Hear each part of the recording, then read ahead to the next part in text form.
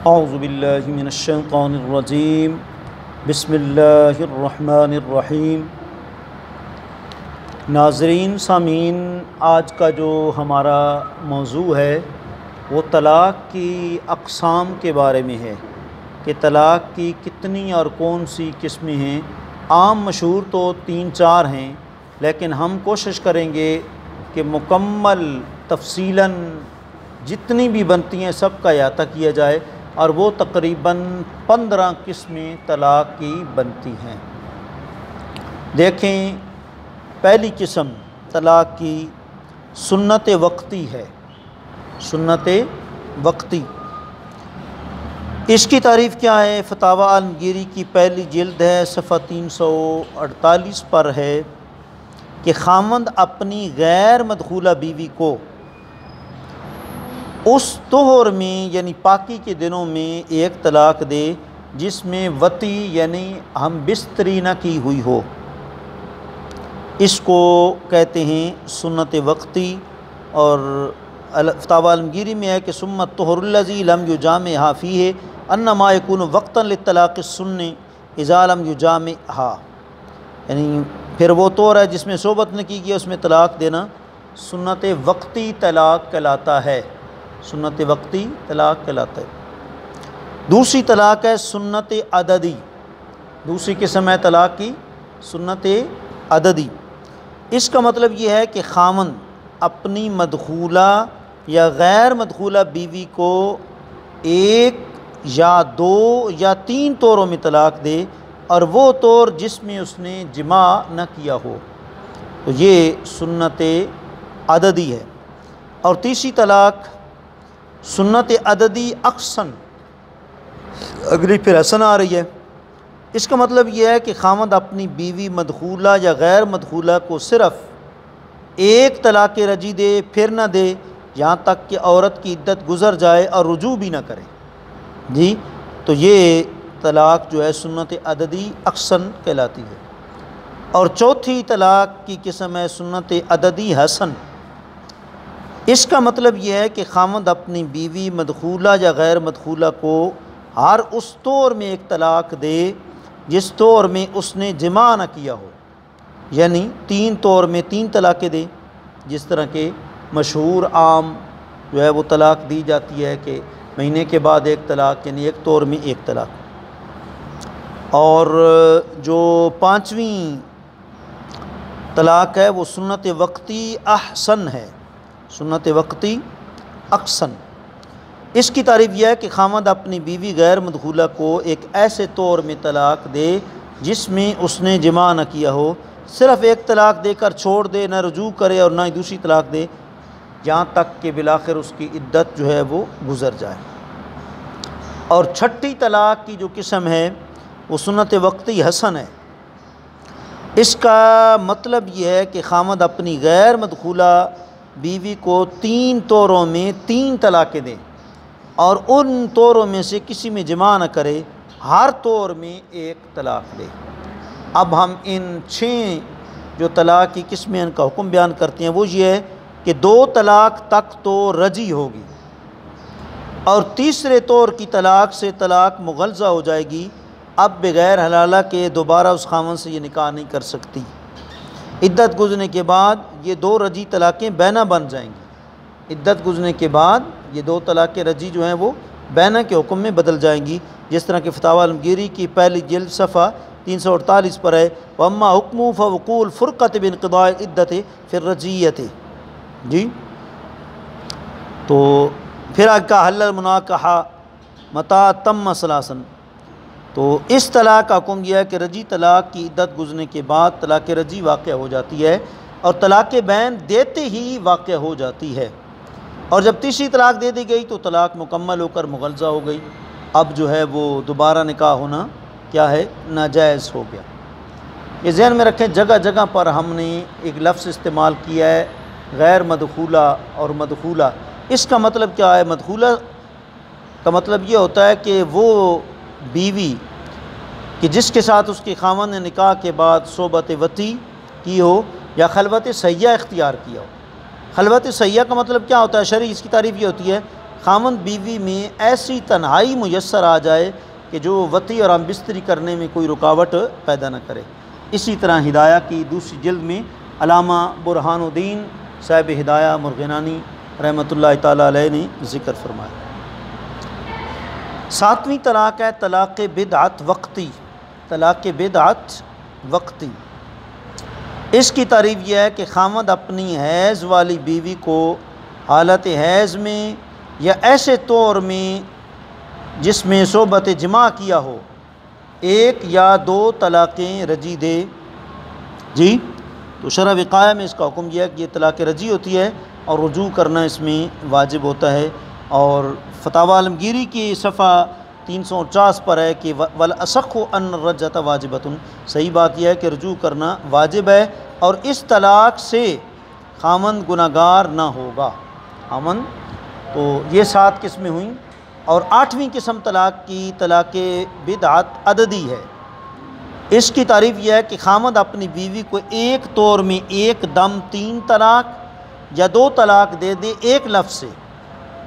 जैसे मसलन कहे तुझको 3 तलाक़, या अलग अलग कहे मसलन तुझको तलाक़ है, तुझको तलाक़ है, तुझको तलाक़ है, या जैसे कि तुझको तलाक़ तलाक़ तलाक़, या मसलन तुझको 2 तलाक़ें या तुझको तलाक़ है तलाक़ है। इसका हुक्म यह है कि तलाक़ें जितनी देगा वाक़या हो जाएंगी, लेकिन इस सूरत में खामद गुनाहगार होगा। जैसे कि फतावा आलमगीरी में फ़इन फ़अल ज़ालिका वक़अत तलाक़ वकान आसियन, अगर ऐसा शोर ने किया तो तलाक़ तो वाक़या हो जाएगी लेकिन वो गुनाहगार होगा। जी, और 9वीं किस्म है तलाक़ की सरी रजी तलाक़। इसका मतलब यह है कि खामंद अपनी मदखूला बीवी को साफ़ साफ़ ऐसे अल्फाज से 1 या 2 तलाक़ दे दे जो लफ्ज़ सिर्फ़ तलाक़ के लिए ही इस्तेमाल होते हैं, न इनमें शिद्दत हो, न इनमें ज़्यादती हो, न इनमें तालीक़ हो, न इनमें इज़ाफ़त हो, न इसमें कोई सिफ़त, न किसी सिफ़त से मौसूफ़ हो, न खुला हो, न बैना, न जुदाई के अल्फाज जो है साथ में शामिल हों। इस तरह फतावा शामी के अंदर भी मौजूद है। इसके साथ तलाक़ रजी वाक़या हो जाती है। फतावा शामी की दूसरी जिल्द सफ़ा 592 पर है फ़स्सरी क़ौलु अन्त तालिक़ुन व मुतल्लक़तुन व तल्लक़तुकी फ़हाज़ा यक़उ बित्तलाक़ रजी लिअन्ना हादिल अल्फ़ाज़ तुस्तामलु फ़ी तलाक़ वला तुस्तामलु फ़ी गैरी। लिहाजा सरी तलाक़ के अल्फाज ये हैं कि तू तलाक़ वाली है, तू मुतल्लक़ा है, या यूँ कहे कि तुझको मैंने तलाक़ दी, इन लफ्ज़ों से तलाक़ रजी वाक़या होती है। इसलिए कि अल्फाज तलाक़ ही में इस्तेमाल होते हैं, तलाक़ के अलावा में इस्तेमाल नहीं होते। जी, तो ये जो है वो 9वीं जो है वो किस्म है तलाक़ की। और 10वीं तलाक़ है सरी बायना। इसका मतलब यह है कि खामंद अपनी गैर मदखूला बीवी को लफ्ज़ तलाक़ से तलाक़ दे, 1 दे या 2, मगर शिद्दत या सिफ़त या इज़ाफ़त या तालीक़ खुला वगैरह साथ शामिल करे। फतावा शामी में जैसा कि सफ़ा 592 पर है, इसका हुक्म यह है कि इद्दत के अंदर रुजू नहीं कर सकता, इद्दत के अंदर रुजू नहीं कर सकता, और उस निकाह से खामन सिर्फ़ एक ही का मालिक बन सकता है। बाद इद्दत या इद्दत में दोबारा निकाह कर सकता है, और उस निकाह से खामन 3 तलाक़ का मालिक हरगिज़ नहीं बन सकता। अब फिर जब कभी तलाक़ देना चाहेगा तो एक ही तलाक़ मुग़ल्ज़ा होगी। और 11वीं किस्म है तलाक़ की मुग़ल्ज़ा। इसकी तारीफ़ यह है कि खामद अपनी मदखूला या गैर मदखूला बीवी को सरी या गैर सरी अल्फाज से बयक दम, बयक वक्त या थोड़े थोड़े वक्फ़े से 3 तलाक़ दे दे। इसका हुक्म तमाम फ़ुक़हा किराम के नज़दीक और कुरान व हदीस के हुक्म के मुताबिक तीनों तलाक़ वाक़या हो जाती हैं, और बाद इद्दत बगैर हलाला के उस खामद के निकाह में वो दोबारा नहीं आ सकता। और 12वीं तलाक़ की किस्म है तलाक़ किनाया। इसकी डेफिनेशन और इसकी तारीफ़ यह है कि खामद अपनी बीवी या गैर मदखूला या मदखूला को 1 या 2 तलाक़ ऐसे लफ्ज़ों से दे जो अल्फाज सिर्फ़ तलाक़ के लिए इस्तेमाल नहीं होते बल्कि दीगर मानी में भी वो मुस्तामल हैं, मगर जुदाई के मानी में भी इसमें पाए जाते हैं। इसका हुक्म यह है कि अगर खामद की नीयत हो तलाक़ देने की या हालात और मौका तलाक़ का हो, जिसको मुज़ाकरा तलाक़ कहते हैं, तो तलाक़ होगी। लेकिन अगर न तो तलाक़ का ज़िक्र हो, न बकौल खामद उसकी तलाक़ देने पर नीयत हो, तब तलाक़ वाक़या न होगी। और शरीयत मुताहरा के नज़दीक इसके खामद के बोली अल्फाज के दूसरे माना लिए जाएंगे। और 13वीं किस्म है तलाक़ की तलाक़ बिलखुला।